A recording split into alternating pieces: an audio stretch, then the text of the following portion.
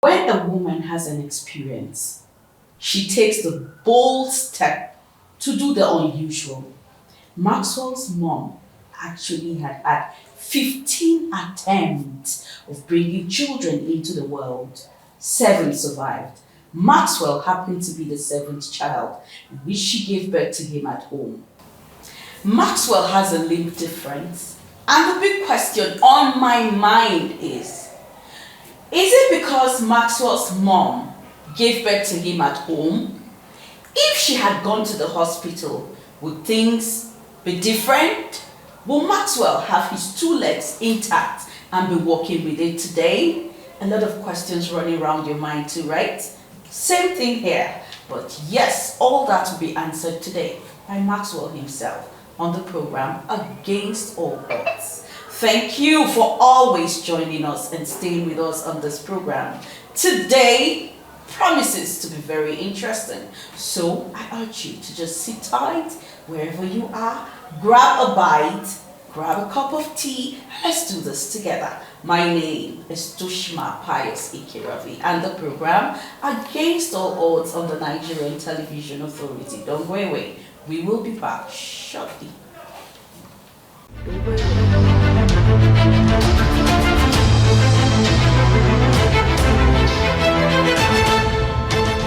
This is Against All Odds.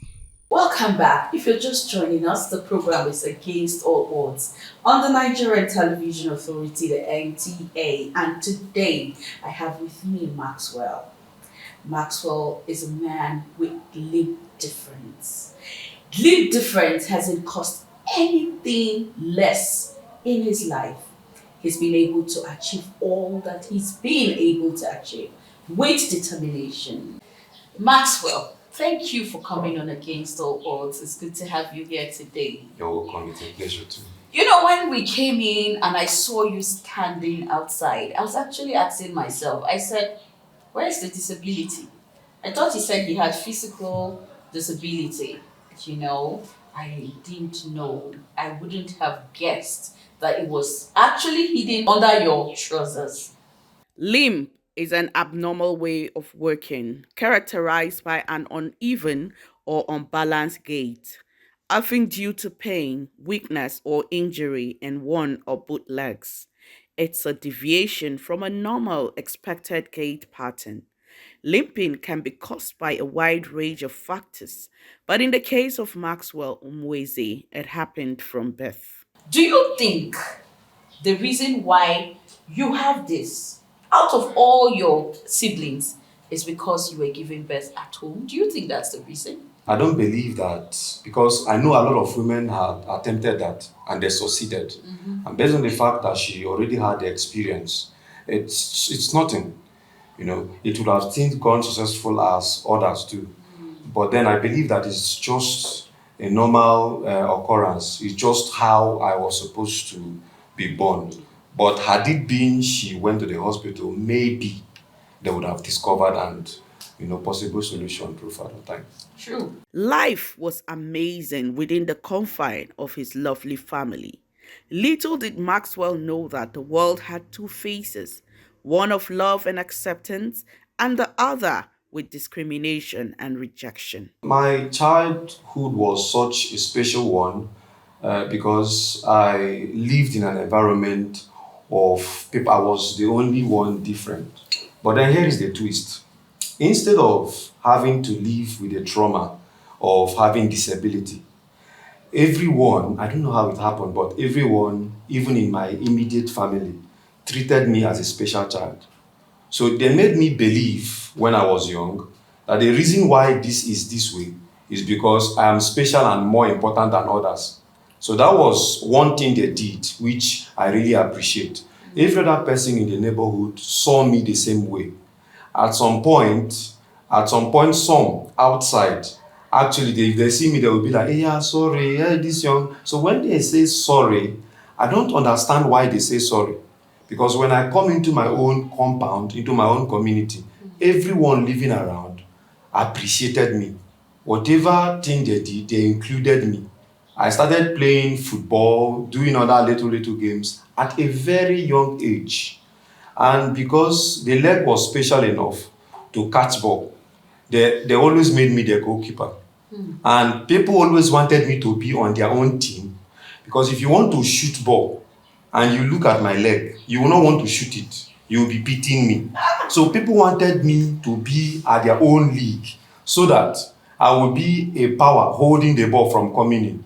And I also had a way of grabbing the ball. So things like that. People wanted to roll with me because whenever we go, if we walk outside, as long as we are walking together, people, all eyes will be on us. So they created this kind of, if it is now, they will call me a celebrity.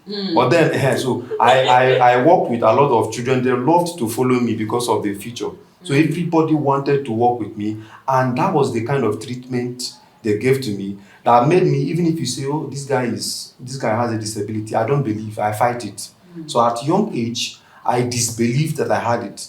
So whatever every other person attempted to do, I did it. I followed them to do bicycle stunt. Bicycle stunt, not like the normal bicycle, jumping with bicycle, all those kind of things. I followed them to do the one we create with a stick, add some rollers, and be pushing it. I followed them to climb. I did everything the children did, and sometimes I took the lead. So growing up, it was not a disability. It was a special feature that enabled people to recognize and like me just the way I was. Wow, fantastic. Your childhood must have been very interesting. Very. And that was because there was acceptance and there was no discrimination. Yes, that is Now, true. fast forward back to today, the world, we find out there's so much discrimination for persons with disabilities. And you who was coming from an environment that you were accepted and you were celebrated, how do you now face this world against that? Yes, it was a bit difficult when I got admission into the university because that was when I really understood that I had disability. That was when I started seeing people, treat me as person with disability. And then that was when I felt the trauma because everyone was normal. Me, I was always referred to as person with disability. I started fighting it even when I was doing registration, when they added disability on my report. It was a very big problem between me and the school I wanted to enter, Ebonyi State University. So they don't have right to add disability there. I wanted to do geology and geophysics, you can imagine. So they said I cannot do it because I cannot climb the mountains. I was like, do you know how high I can climb? I climb trees, I climb everything. This is what I want to do. I want to explore. I love traveling. I love going to the places where people will not imagine I will go. So why deny me the course? They said physically you cannot do this course.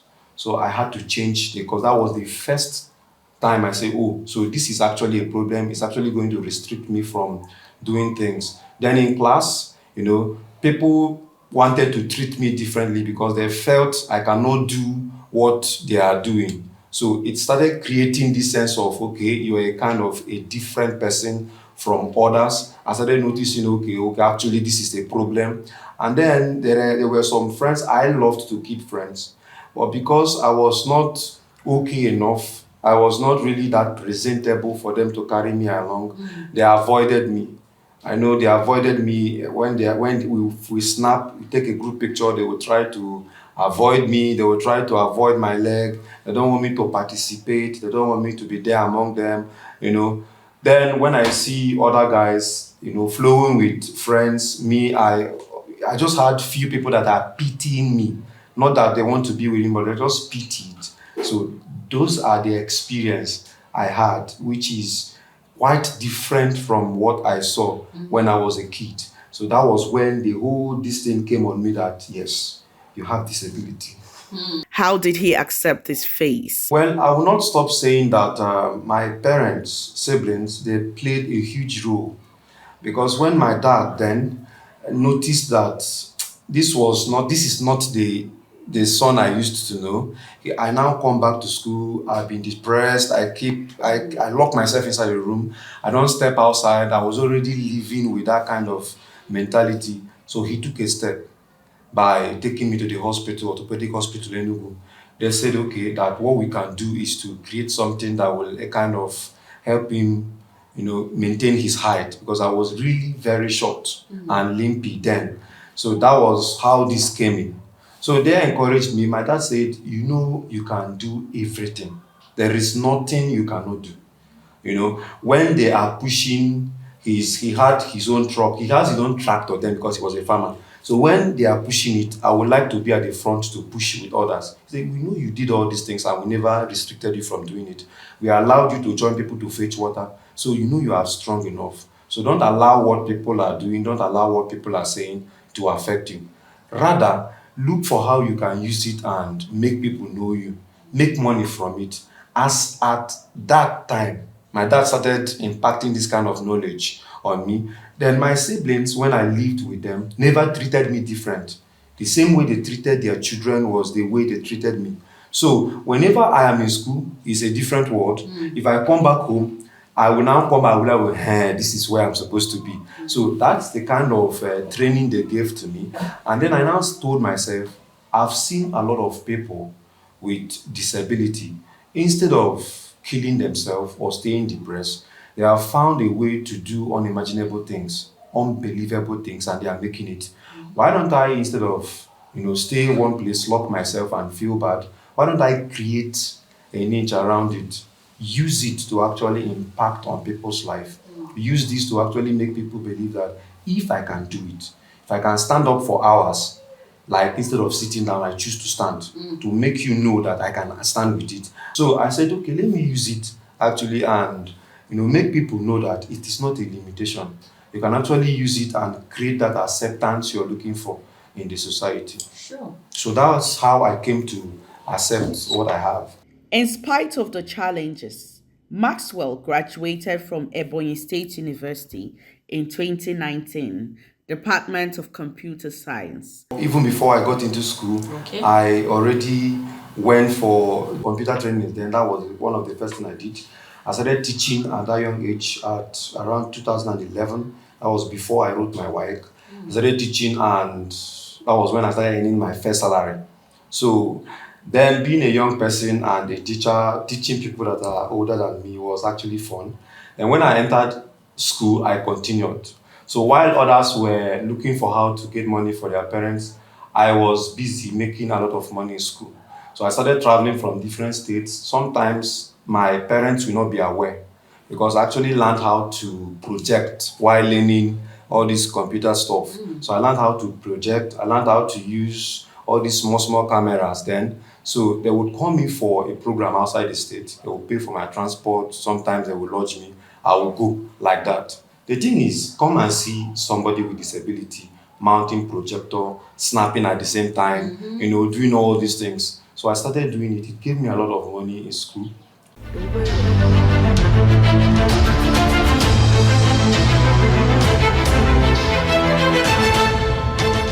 This is Against All Odds. He works with Hope Alive for Possibilities Initiative, Happy, where he does his advocacy with media skills. We'll continue, but I want to ask this question. How has relationship been like? Well, I had this inferiority complex, especially at younger age, because I believed who would even want to be in a relationship with you, considering the fact that you are this way. I started to think differently. I now noticed that most people will want to get close to you because of what you have, not really because of how you look. So I started positioning myself and getting myself ready for it. But I wasn't really into this relationship stuff. I had actually wanted to build my career first. But then I have people that love me, and I have someone that love me as well. And I don't have any other choice than to love her back. So actually, we met in the course of me rendering my media services. She actually liked what I was doing, and then the fact that this was supposed to be an issue, but I was using it to make people happy. In my social media handles, in my status, people go there to laugh. And she was like, what kind of a person will, instead of staying at one place crying always, if you don't see me physically, you will not know. I don't show it. Nobody knows until I tell you that I have this. Sometimes I will walk past you and you will not know. So that they kind of created this kind of person. No, so we got to know ourselves. That was what built the friendship. I was sincere enough to tell the person that I have accepted it this way, and I'm looking for how to make much money for this. So looking at this, forget about it too. There's nothing I'm going to do about it. I want to make money with this. Now made her understand that that is it. And that was it. The thing is, I just wanted to be nice, loving, to make sure that this should just be like an exception. But apart from this is a very nice person, kind-hearted, who would solve any kind of problem emotionally and all that. So it's never a limitation. It has never been a limitation to her. And that's why we are good, very good. Well, I'm already seeing myself at the zenith of success. I see myself on top of the world because I believe that, contrary to what people may be thinking, this is actually a gift. It helped, and is also helping me to calm down and not just to accept the reality of life, but also to see this as a chance for me to create that change we've been looking for. I'm actually looking forward to having a community of persons with disability and persons without disability understand that physical challenge or whatever they call disability is not an issue. Or their spouses that have in one way or the other gotten into this. I just want them to know that it is not the end of the world. As long as they can solve problem, as long as they can bring up an ideas that will create wealth, accept them. That is their unique features. You talk like it's all rosy, it's all sweet, So, what are those low moments for you? The lowest moment I've had was actually created by people's actions towards me. How I had wanted to do something and people stopped me from doing that. It actually made me, I was like, no. Had it been, I was like, maybe I would have done this. And I knew this is what I can do better. What was it I wanted to do? I wanted to run with others. And they were like, no, you cannot run now. When I served, I wanted to match with others. They were like, no, sit down, you can't do this. I was like, I can't do it. Allow me to show you that I can do it. They say, no. We don't want, no. Just don't worry, relax, we understand. So then that was the first time I felt like, wow, they would have just allowed me to do this. Maybe if I was like the other guys, they would have allowed me. I know how to throw my hand very well. I know how to take this step. I can do this perfectly. But, well, let me just relax. What did I do? I became a comedian on camp, started making everybody to laugh, jumping around. They were like, okay, this is the same person we are beating, and he's not beating himself. He's jumping all around like kangaroo. You're supposed to sit down. So I later, at the end of the day, had a way to clear out the thing that was supposed to bring me down and made everybody laugh. And I'm still very popular in Jigawa State, NYC camp. Which moments have been your proudest? I won the best media person in school. Fantastic. And two, I have had so many recognitions even in my state. I believe a lot of people believe in me. So when I got my first contract to come work with the state, to come brand for their less screen, I was opportune to see my governor then. And when he saw me, he didn't act like he has seen a person with disability. He looked at me and said, wow, you look smart. I've finally seen someone who believes in me, who doesn't want to judge me based on my looks. And I took it upon myself to make everyone proud. And I did. They were really very proud of my services. And I want to remain thankful for that. Maxwell's journey has been that of determination and resilience, passion-driven and positivity in the face of advancement. I want to let you know that All your child is a gift from God to you. And no matter how your child is, whether the person is with disability or not, you have to accept that gift. And I would also encourage you to take care of that gift that you have. The fact that the person is with disability does not mean that you should isolate the person. You may actually be isolating the most important thing you have. Just take care of them, give them reasons to know that that is not a limitation.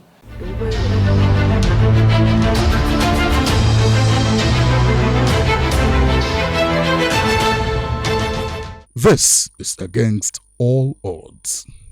News beats on Against All Odds, capturing the investiture of Dr. Pat.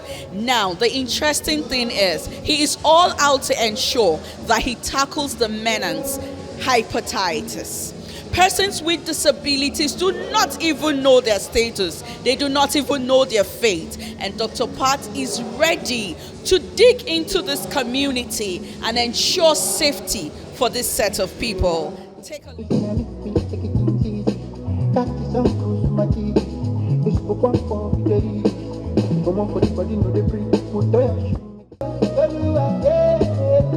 Rotarian Dr. Pat Ifeanyi Orama is a certified consultant with proven track record of delivering exceptional results. Pat is a very versatile person. I don't know how this woman managed him. He's ever restless and acquiring knowledge. He is the chairman of Diabetic and Hepatitis Care Services. Dr. Pat Orama is a man passionate about persons with disabilities, with a driven passion to elevate them. He's a president, Tara, he's a president.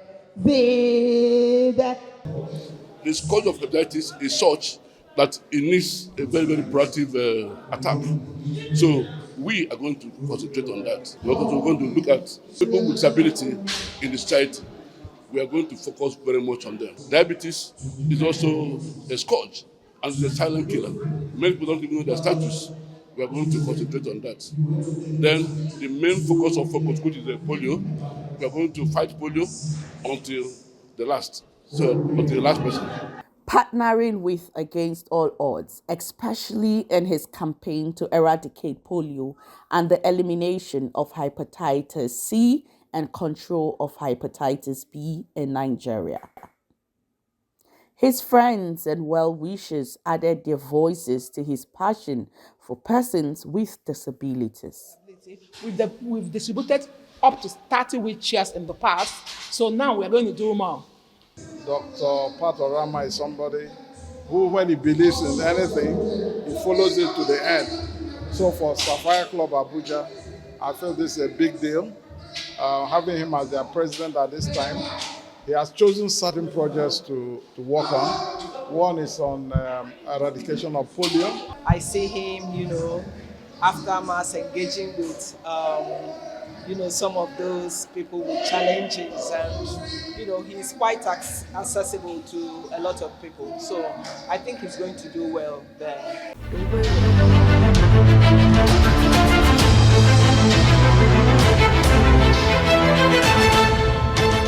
This is Against All Odds. Everyone is a brand. You are a brand. You can make yourself different. Just carve a niche for yourself. Believe in who you are. Believe in what you can become.